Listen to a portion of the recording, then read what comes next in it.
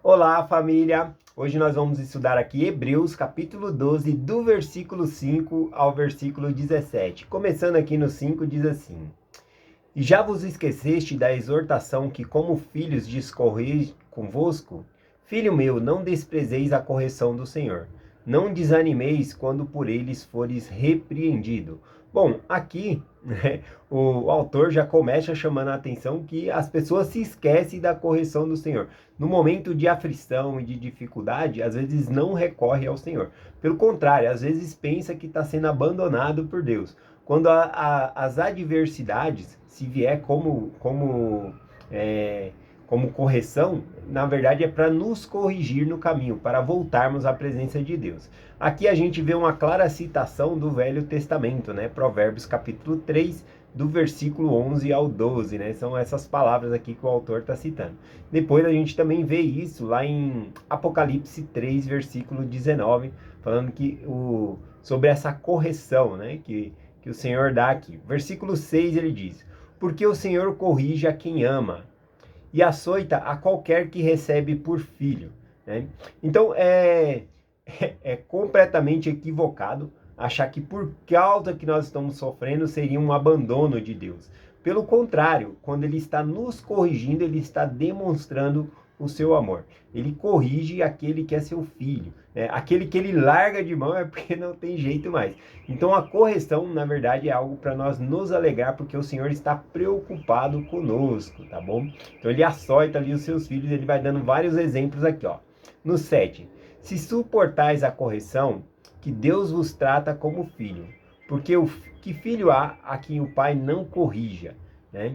Então, novamente, ele falando aqui que a correção, né, vem ali de maneira de nos ajudar, né? E todo pai corrige o seu filho, e o pai não quer algo ruim por filho, ele corrige ali porque ele ama, né? Aliás, a correção por meio de um pai demonstra o amor fraternal, o amor fraternal dos pais corrigem os seus filhos. É essa a ideia aqui.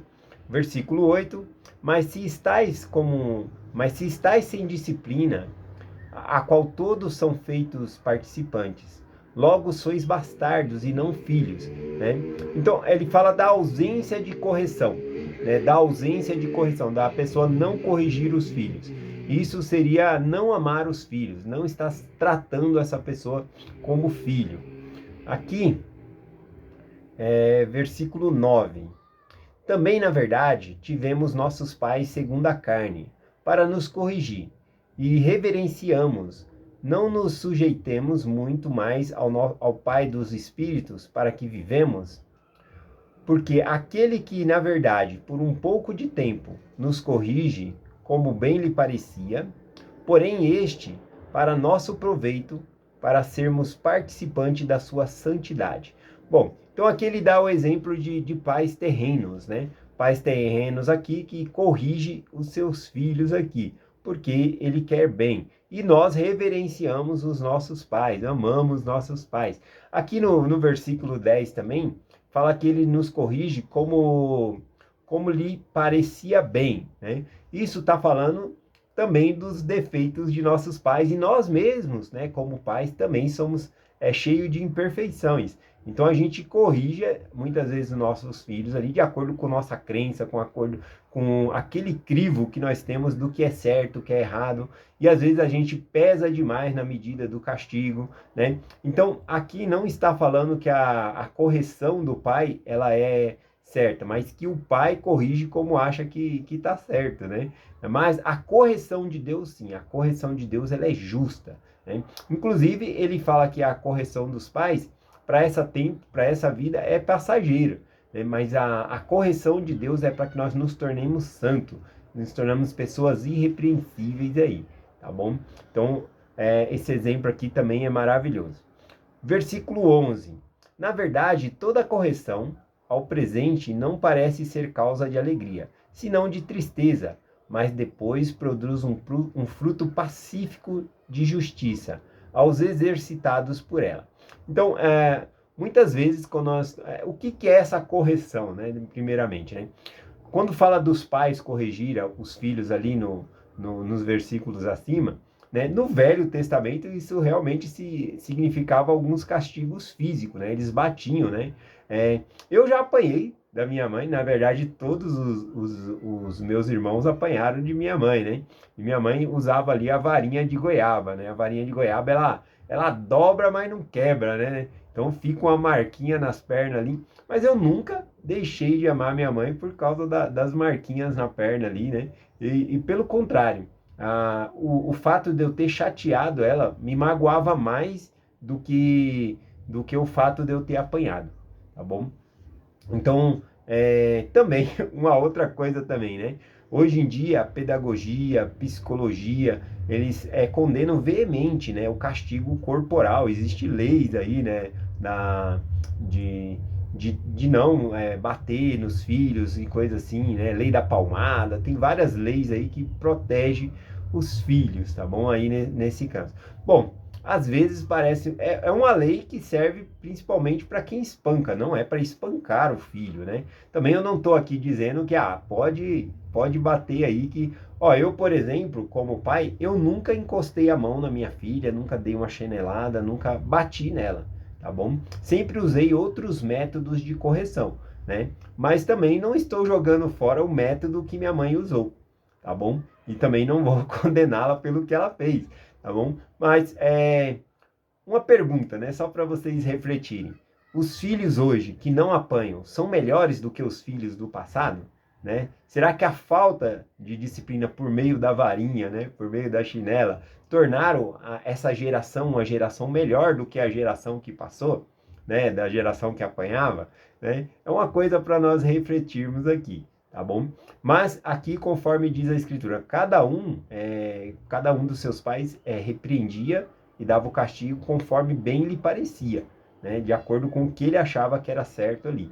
E nós somos falhos, tá bom? Então não estou aqui julgando os métodos de cada um aí da maneira de corrigir meus filhos, os seus filhos, né? Eu utilizei o meu, tem dado certo, né? Porque assim como eu pensei, né, com minha mãe, eu ficava mais chateado de eu ter feito minha mãe passar nervoso do que ter apanhado. Então eu não queria que ela passasse nervoso, então eu procurava andar na linha, procurava fazer as coisas certas ali. Então foi isso que eu apliquei na Carol, para mim não ficar chateado. Olha, eu tô chateado, então vai acontecer isso. E aí vai os castigos, né? Ficar sem celular. À medida do tempo vai ficando um pouco mais difícil, porque o celular estava tendo muita interação por meio da igreja, então não dá para tirar o celular de uma vez ali, né? Uma coisa que eu nunca fiz, né, e eu já vi pais fazerem, que não é adequado, né, é dar um castigo no filho.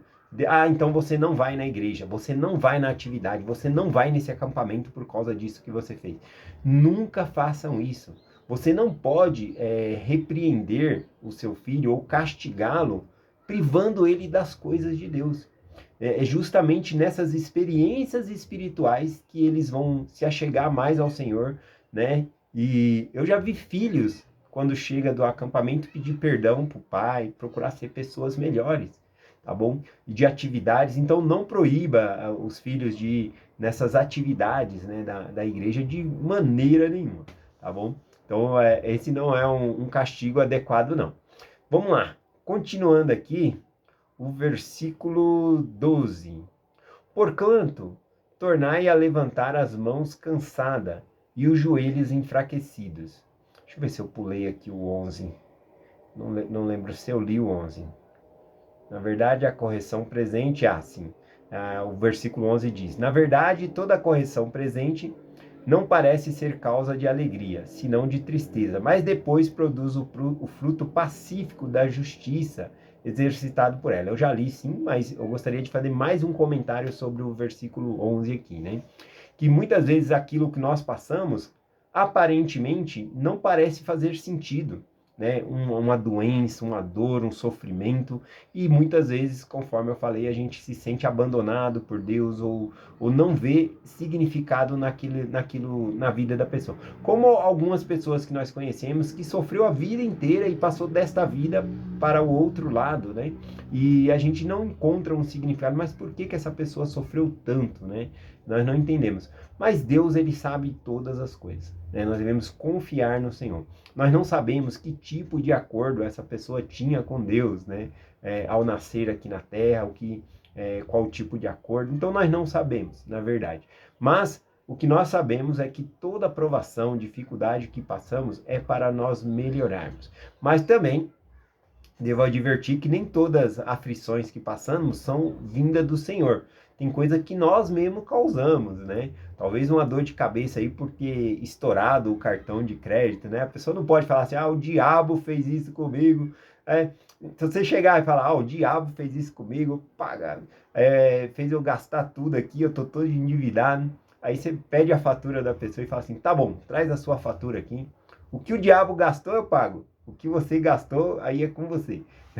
E aí vamos ver a lista lá da pessoa. Então a gente tem que tomar cuidado também das adversidades que nós mesmos trazemos sobre nós, tá bom? Vamos lá aqui para o versículo 12, agora sim, né?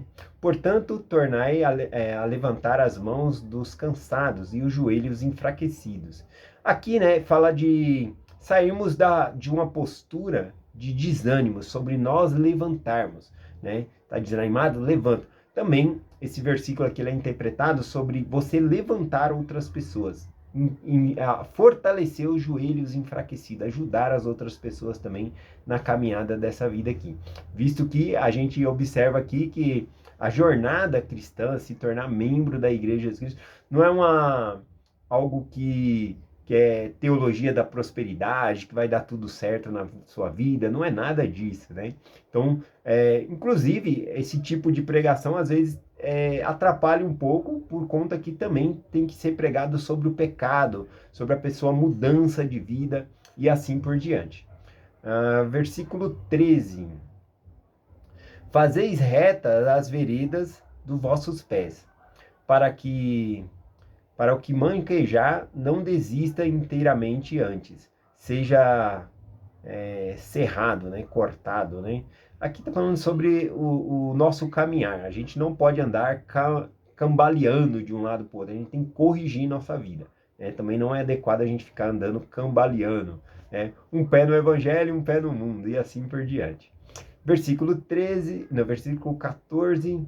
Segui a paz com todos e a santificação, sem a qual ninguém verá o Senhor. Seguir a paz com todos significa se dar bem com todo mundo. Então, por isso que eu acredito que o versículo anterior também fala sobre ajudar os outros também. Vão se dar bem com todos, ajudando eles ali. Então, que ninguém se engane, né? O método da salvação, né, além da expiação, é a santidade. Nós precisamos nos tornar puros. É o que ele fala aqui. Não se engane. Se nós não nos tornarmos santos, a gente não vai poder habitar com Deus, né? Eu estou parafraseando. O versículo diz assim, ó. Na qual ninguém verá a Deus, né? Sem a santificação, na qual ninguém verá a Deus. Então, não podemos, sem ser santificado, voltar à presença de Deus aqui. Versículo 15 e 16. Cuidado para que ninguém vos prive da graça de Deus, para que nenhuma raiz a amargura brote, ou perambulando por ela, muitos se contaminem. Aí ele vai dar o exemplo aqui de Esaú, né?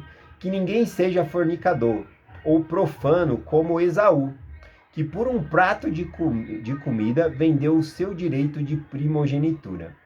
Porque bem sabeis que, querendo ainda depois herdar a bênção, foi rejeitado, porque não achou lugar de arrependimento, ainda que com lágrima o buscou.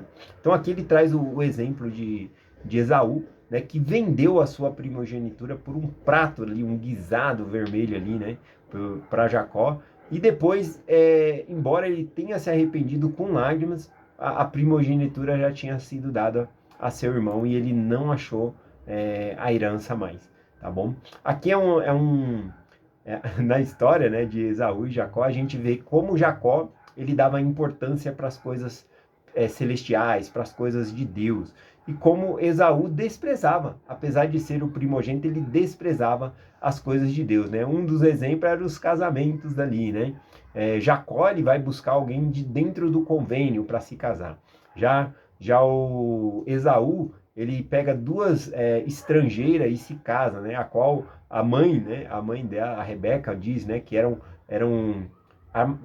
noras de amargura sobre ela, né? Então, veja só, né? Ele casou com pessoas que eram difíceis de se lidar, né? Então, veja a diferença de um para o outro, né?